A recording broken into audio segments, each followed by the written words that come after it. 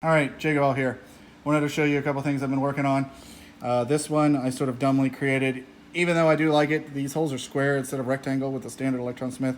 Plus I made it a little bit taller, but you can see here for router bits, it actually works pretty well. They fold right in there. I think they're gonna be pretty durable.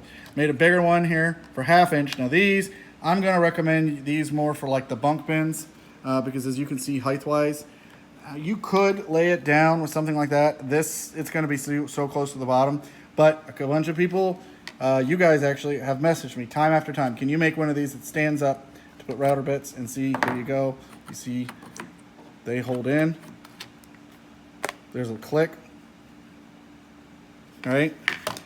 And then, because everyone keeps asking for it as well, 7/16 auger / the Milwaukee, like the whole hogs, they use these.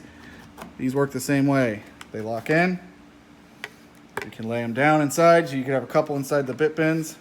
Probably getting better for some of the bigger ones if you have a big head on here for like the bunk bin, but it's what you guys asked for. I hope you like it. These will be on the website pretty soon.